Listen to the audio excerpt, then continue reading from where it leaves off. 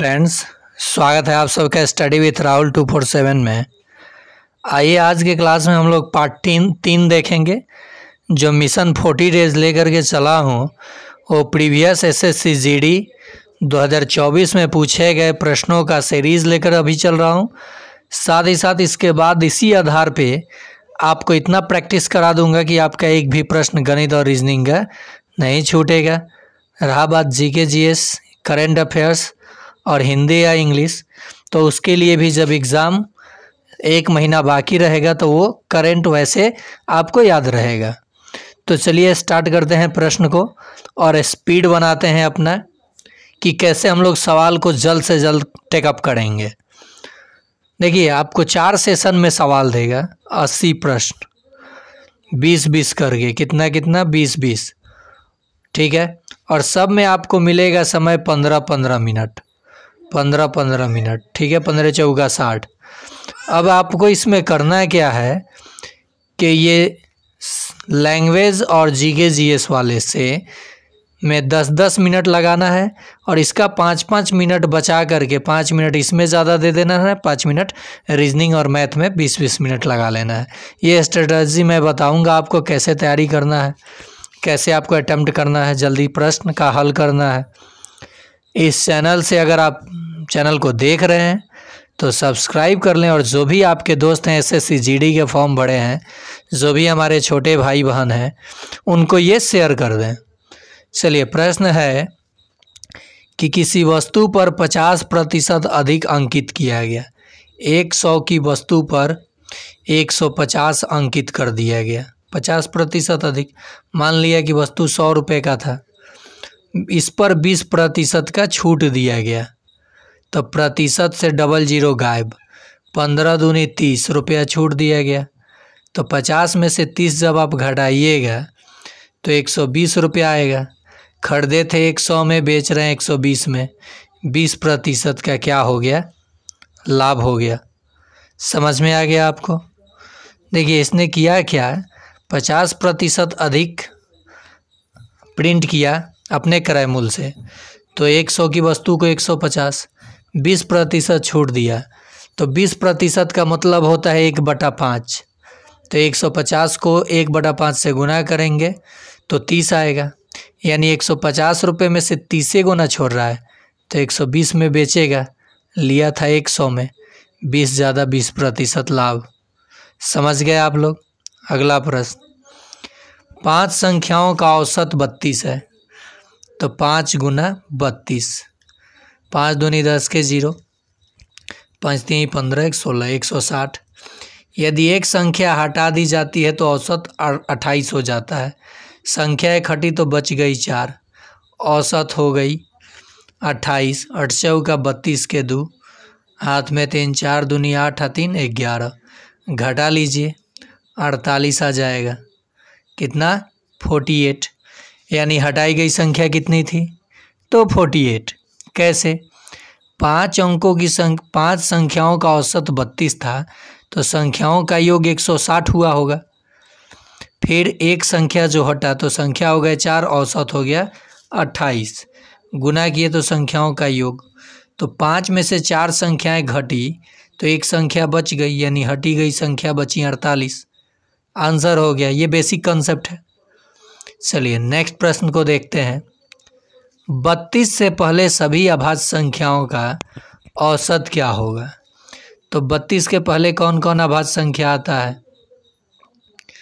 5, 7, 7 के बाद 11, 11 के बाद 13, 13 के बाद 17, 17 के बाद 19, 19 के बाद 23, 23 के बाद 29 और 29 के बाद 31। कई गो संख्या हुआ? 1 2 3 4 5 6 7 8 9 10 11। ये थोड़ा लेंदी प्रोसेस हो जाएगा। इनको जोड़ के 11 से भाग दे दीजिएगा, देखिएगा कितना आंसर आ रहा है। 32 से पहले सभी अभाज्य संख्या ये हो गया और इनका औसत, तो इनको जोड़ करके जल्दी से 11 से भाग दे दीजिएगा। कोई संख्या छूटा नहीं ना है। 2 3 5 7 अभाज्य मतलब जिसका सिर्फ 2 गुणनखंड हो, एक और वह स्वयं। 11, 13, 17, 19, 23, 29, 31, 32 से पहले ही बोला था। अब जोड़ करके 11 से भाग दीजिएगा, देखिएगा क्या आंसर आएगा। कमेंट ज़रूर कीजिएगा। ये प्रश्न तो इसमें का एक टाइप रहेगा ही रहेगा। 5 पेन का क्रय मूल्य 6 पेन का क्रय मूल्य 5 पेन के विक्रय मूल्य के बराबर है।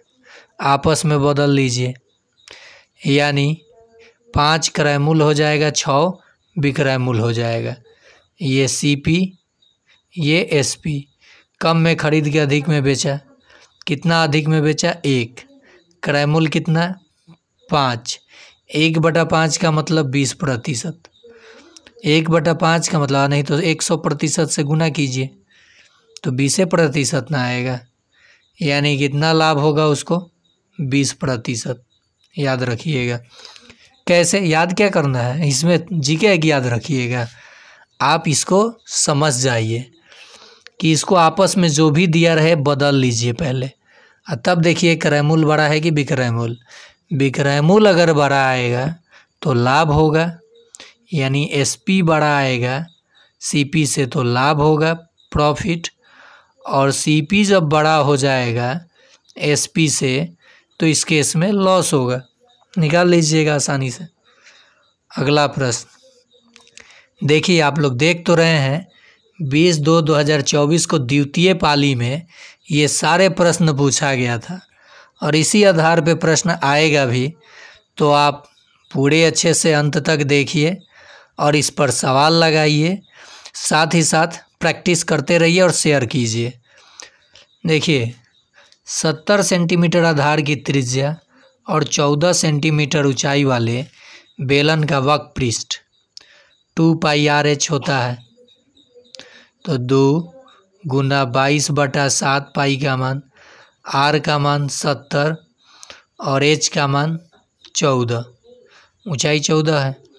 ये कट गया 10, 10 को रहने दीजिए, काम करेगा। 10 काम करेगा। यहाँ 22 दूनी 44 गुना 14 आ गुना 10। 14 चौका 56 के 6, 14 चौका 56 के 6, हाथ में 5, 14 चौका 56 आ 5 61, एगो 0, 10 वाला एगो 0, 6160 सेंटीमीटर स्क्वायर हो जाएगा। कैसे निकाला मैंने? वक्र पृष्ठ का क्षेत्रफल होता है 2πRh। 2 पाई का मान 22/7, R का मान 70 तो 70 गुना ऊंचाई का मान 14 तो 14। ये कट गया 10 बार में, इसको रहने दिया, इनको गुना किया तो ये आ गया हमारा 616। एगो 0 था तो लगा दिया, आंसर आ गया। आया समझ में आपको? देखिए मुझे बताने में आपको समय लग रहा है। अगर ऐसे 20 प्रश्न या 40 प्रश्न करना हो तो 20 से 15 मिनट में मैं करके बैठ जाऊंगा।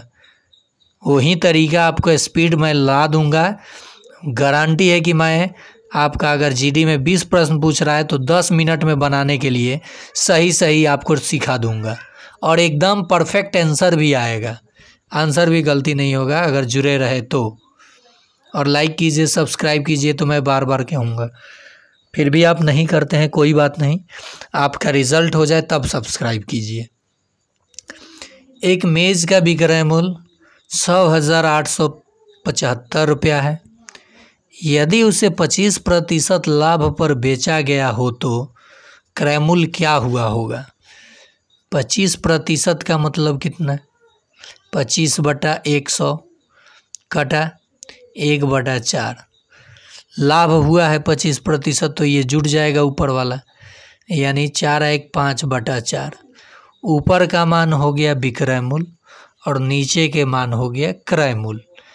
तो 5 यूनिट का मान दिया है 6875। तो 1 यूनिट का मान जो होगा, काटिए 5 से इसको, 5 एकम 5, 5 तिहाई 15, 3 और 7, 5 सत्ते 35, 2 और 5 25। 1 यूनिट का मान इतना, तो 4 यूनिट का मान 4 से गुना, पंचौ का 20 के 0 हाथ में 2, 7 चौक 28, 2 30 के 0 हाथ में 3, 4 3 12 और 3 15 के 5 हाथ में 1, 4 और 1 5, 5500 कहीं है, ये आपका आंसर हो जाएगा। यानी क्रयमूल्य उसका क्या था, 5500 रुपया। मैंने कहीं फार्मूला लगाया, केवल प्रतिशत से बना लिया। तो प्रतिशत का अगर आपको बेसिक कॉन्सेप्ट समझना है तो प्लेलिस्ट में, मेरे चैनल के प्लेलिस्ट में बेसिक मैथ्स पढ़ाता हूँ, उस प्लेलिस्ट को ओपन कीजिए, उसमें प्रतिशत का प्लेलिस्ट है, प्रतिशत पढ़ा चुका हूँ, बेसिक देख लीजिए, बहुत मज़ा आएगा। और उसी से डिस्काउंट का, सिंपल इंटरेस्ट, कंपाउंड इंटरेस्ट और ये लाभ हानि मैं बना देता हूँ सिर्फ प्रतिशत का यूज करके, बिना किसी फार्मूले के। तो आप देख लीजिए अगर आप देखना चाहेंगे तो। नेक्स्ट प्रश्न है, किसी धन राशि पर 5 वर्षों का ब्याज जो है उस धन का 2/5 गुना हो जाता है, तो धन क्या है, दर क्या होगा। मान लीजिए कि धन जो है वो 100 रुपया है, तो जो ब्याज हुआ होगा इंटरेस्ट, वो इसी का ना 2/5 हुआ होगा, 2/5। तो 5 दूनी 10, 20, 20 दूनी 40, ये ब्याज हो गया। और दर निकालने का फॉर्मूला होता है ब्याज गुना 100 बटा मूलधन और गुना समय। कट गया, 8 कहीं आंसर है, 8%, ये आंसर हो जाएगा। सीधी सी बात आप जान लीजिए, मूलधन आपने 100 माना था, ये निकाल लीजिए 2/5, 20, 20 दूनी 40, और इसी को समय से भाग दे दीजिए, आंसर आ जाएगा। क्या हो जाएगा, आंसर आ जाएगा। समझ गए आप लोग? समझ गए तो कीजिए लाइक और अपने दोस्तों को शेयर। ये आपका अपना चैनल है। देखिए 0.1 का स्क्वायर कीजिएगा तो 0.01 हो जाएगा, और 0.001 का स्क्वायर कीजिएगा तो 0.0001 हो जाएगा। करना क्या है कि इसके नीचे अब इसको लिख के जोड़ना है, 0.01 और 00 जोड़ दीजिए, इसको लेके चलेगा इसके नीचे 1 0 1 0.0, यानी 0.0101, ये आंसर हो जाएगा। ठीक है, कैसे ये मैंने लिखा समझा दूँ आपको। इससे जब आप स्क्वायर कीजिएगा तो 2 बार लिखिएगा ना गुना में, तो 1 एकम 1 होगा, और 2 और 2 4 अंक छोड़ के डेसिमल होगा दाहिने तरफ से, तो 1 2 3, देखिए 4 अंक छोड़ के डेसिमल हो गया। ये अच्छा लगने के लिए 0 लगा दीजिए। इसका स्क्वायर आप करेंगे तो 0.01, क्यों 0.1 गुना 0.1, 1 एकम 1 और 2 अंक छोड़ के, तो 2 अंक छोड़ के जोड़ दीजिए आपस में, आंसर आ जाएगा। बहुत लोगों को तो जोड़ने ही नहीं आएगा। जब भी आपको दोस्तों ऐसा सवाल मिले कि x का कुछ प्रतिशत, y का कुछ प्रतिशत, तो x और y का अनुपात, तो x और जो y का अनुपात इसमें होगा, इस y वाले मान को ऊपर लिखिए और x वाले मान को, प्रतिशत को नीचे लिखिए। 15 तियाँ 45, 1/3, यानी 1:3। 1:3 कहीं है, हो गया आंसर। आपको कहीं प्रतिशत में बदलने की ज़रूरत नहीं है। x का 45% y के 15% के बराबर है, तो x और y का अनुपात, तो ये मान ऊपर y का प्रतिशत और x का प्रतिशत नीचे। अगर यहीं पे पूछा होता y अनुपात x बताइए, y अनुपात x बताइए, तो क्या लिखते, उलट देते। क्या करते, उलट देते, 3:1 हो जाता, यानी इसको पहले इसे बाद में। समझ गए होंगे आप लोग। कितना सेकंड लगेगा भाई बनाने में? यदि 72 जिलसाज 720 पुस्तकों को 22 दिनों में, 72 जिल्साज 720 पुस्तकों को 22 दिनों में, तो 12 दिनों में 620 कितने जिल्साज की आवश्यकता होगी। तो देखिए दोस्तों, 0 से 0 कैंसिल, 12 छक 72 और ये कटा 11, 6 से 11 बार में 11 दूनी 22, कुछ इधर नहीं बचा, 2 दूनी 4 और 7 दूनी 14, जो कि ऑप्शन में ही नहीं है, कुछ मिस्टेक हो रहा है यहाँ पे। 12 छक 72, ठीक है, ये काटे चाहे ये काट, अच्छा जी यहाँ 0 छूटा है ना, 0 से तो 0 काटा ही हूँ। अच्छा, इसको बाद में देख लिया जाएगा, बन जाएगा, कोई बड़ा सवाल नहीं है। यदि एक वस्तु का अंकित मूल्य उसके क्रय मूल्य से 60% अधिक अंकित किया गया, यानी 100 रुपये की वस्तु को 160 लिख दिया गया, 20% की छूट, तो डबल प्रतिशत से डबल 0 गायब, यानी 32 रुपये की छूट दी गई।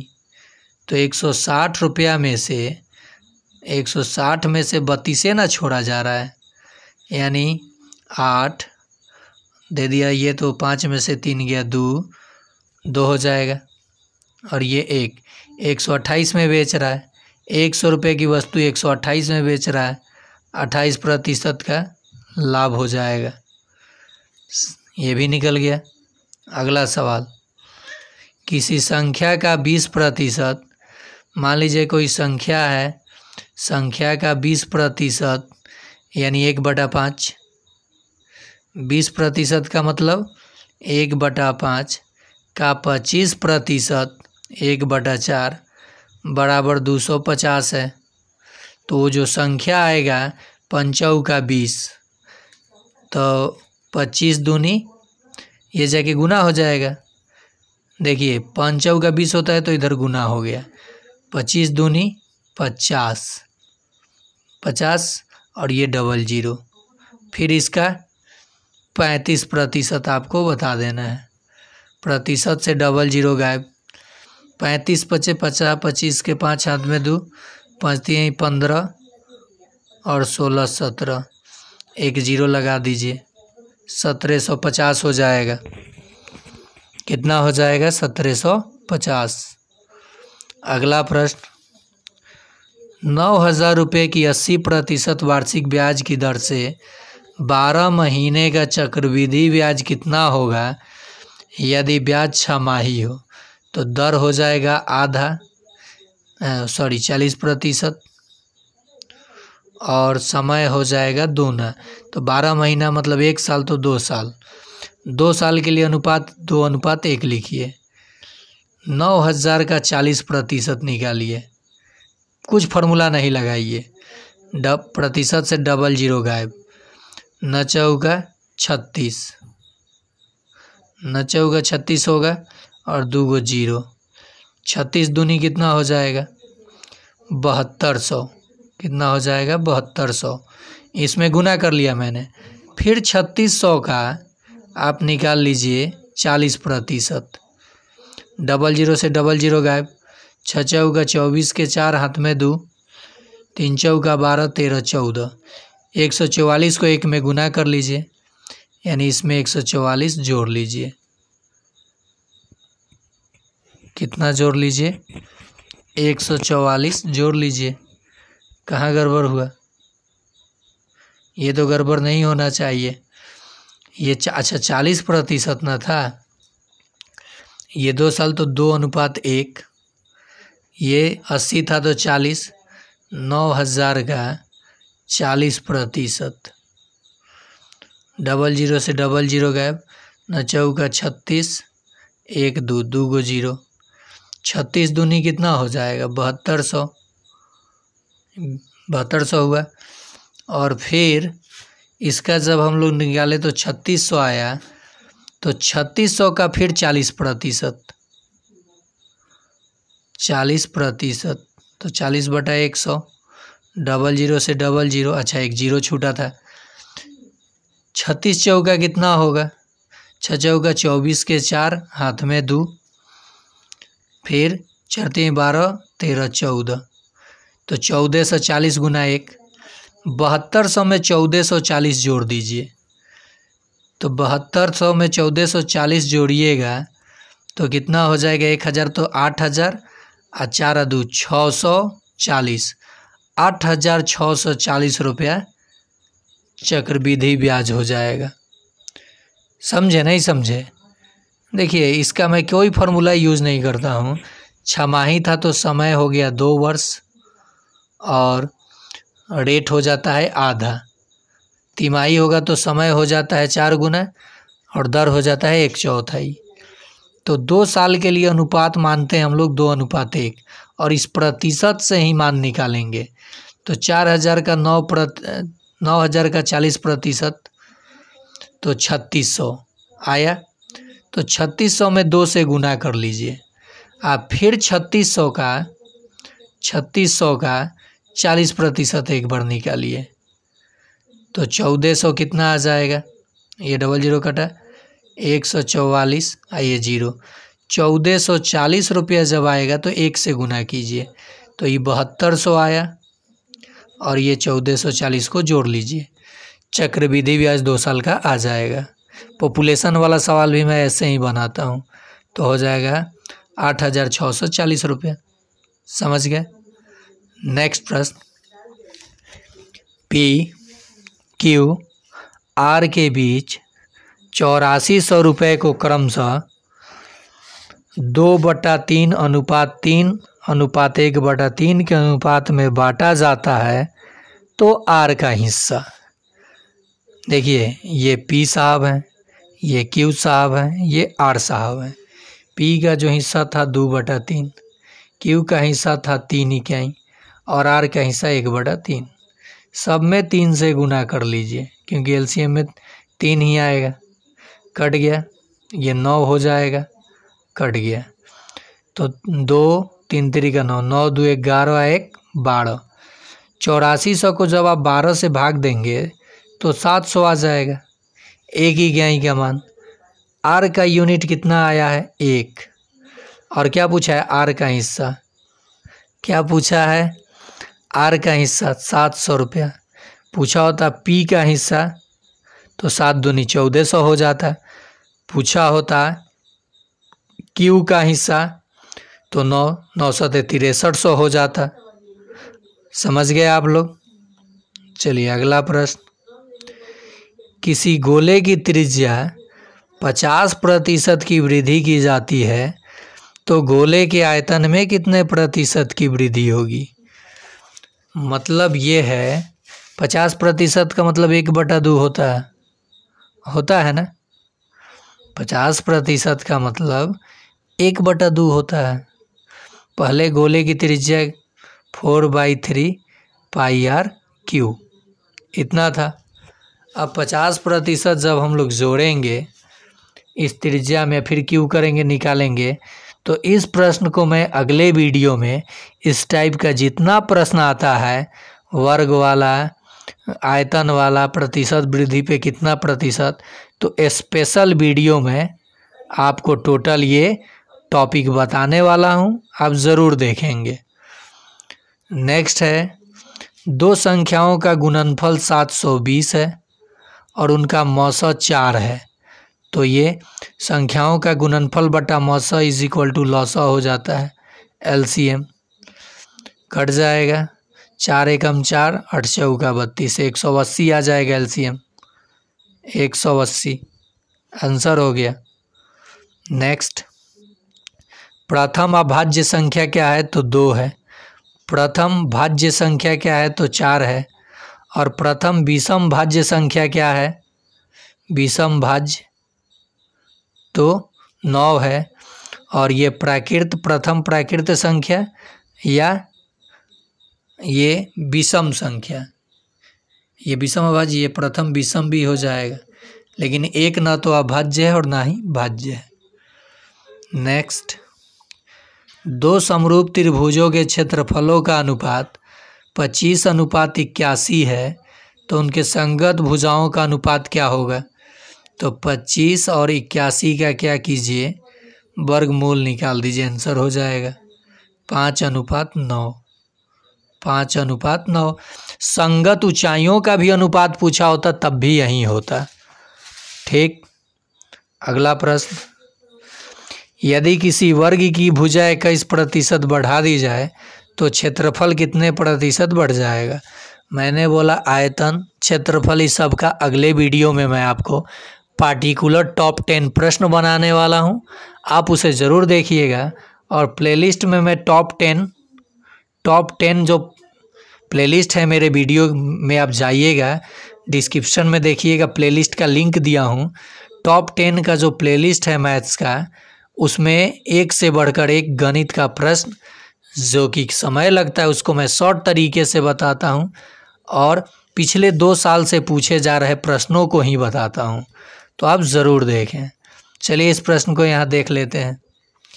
जितना प्रतिशत बढ़ाया जाता है उसका डबल कर लीजिए, डबल, और जोड़ दीजिए उसका स्क्वायर करके 100 से भाग देकर, उतना ही प्रतिशत क्षेत्रफल बढ़ेगा। तो 21 दूनी 42, जोड़ 21 का स्क्वायर 441 अब बटा 100, 2 अंक छोड़ के डेसिमल, यानी 42 जोड़ 2 अंक छोड़ के डेसिमल, यानी यहाँ 4.41, तो 42 और 4 46.41, 46.41 प्रतिशत क्षेत्रफल बढ़ जाएगा। वृत्त की त्रिज्या भी अगर आप बढ़ाए होते, यहाँ वर्ग के जितना भी क्षेत्रफल वाला बढ़ाने वाला प्रश्न अब आएगा और वो क्षेत्रफल से संबंधित होगा, तो डबल करके जोड़ दीजिए उसके वर्ग करके 100। जैसे मान लीजिए ये x प्रतिशत वृत्त की त्रिज्या बढ़ी, तो 2x प्लस x स्क्वायर बटा 100, यही मेथड लगा दीजिएगा, आंसर आ जाएगा।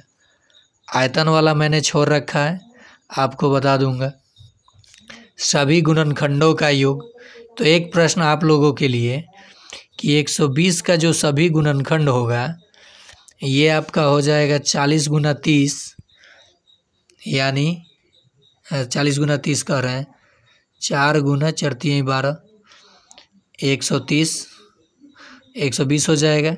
और 30 को हम लोग क्या लिख सकते हैं, 2 गुना 15, तो 4 गुना 2 गुना 15, तो ये 2 का स्क्वायर, ये 2 के पावर 3 गुना 3 गुना 5, तो एक एक बढ़ाएंगे, अगर इसमें एक बढ़ाए तो 4 गुने 2, इसमें एक बढ़ाए तो 2, 4 दूनी 8, 8 दूनी 16, ये कुल गुणनखंड हुए। आपको कुल गुणनखंडों का योग बताना है। देखते हैं कितने हमारे साथी, इतना डिफ़िकल्ट नहीं पूछेगा, इतना डिफ़िकल्ट सवाल आपसे नहीं पूछेगा। गुणनखंडों का योग जीडी में कितने गुणनखंड है ये पूछेगा।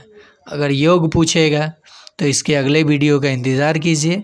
मैं टोटल कंसेप्ट, आयतन वाला, क्षेत्रफल वृद्धि, क्षेत्रफल में कमी, प्रतिशत वृद्धि करने पे कितना होगा, ये सब मैं आपको बता दूंगा। साथ ही साथ साइंस का भी स्पेशल क्लास शुरू करूंगा प्लेलिस्ट बनाकर, एकदम ज़बरदस्त प्रश्नों के साथ। और जब एग्ज़ाम का 30 दिन बाकी रहेगा तो जीके जीएस, जो जीएस तो अभी से ही पढ़ा दूंगा, बेसिक समझिएगा आप लोग, अच्छा प्रश्न। जीके का जो सवाल होगा, करेंट अफेयर्स पूछता है एसएससी जीडी में, और आधुनिक भारत प्राचीन भारत कौन सा प्रश्न पूछता है, एनालिसिस मैं पहले कर रहा हूँ पिछले 3 वर्षों का, और उसी के आधार पर जब 30 दिन बच जाएगा एग्ज़ाम का, तो मैं अपने इस चैनल में प्लेलिस्ट बना करके मात्र 10 वीडियो दूंगा, मैराथन 50-50 प्रश्नों का, जिसमें से बाहर से प्रश्न आएगा ही नहीं, ये मेरा वादा है आप लोगों से।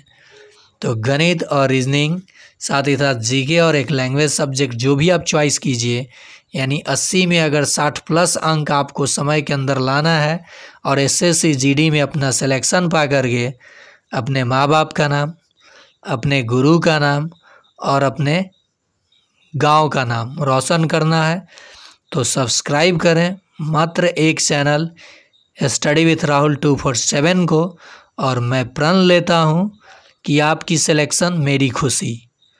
आपकी सिलेक्शन आप लाइक करें या ना करें इस चैनल को, वीडियो देखें, सिलेक्शन लें। जितना आप खुश होंगे उससे डबल खुशी मुझे होगी। और हाँ, जो भी बच्चे अगर इस चैनल पे लिखेंगे कि सर मैंने पढ़ा, मेरा रिज़ल्ट हुआ, जॉब हुआ, तो उनको पार्टी और उनके दोस्तों को पार्टी मेरे तरफ से, ये भी ऑफ़र है। तो आज के लिए इतना ही, फिर मिलते हैं अगले पार्ट में, चौथे पार्ट में।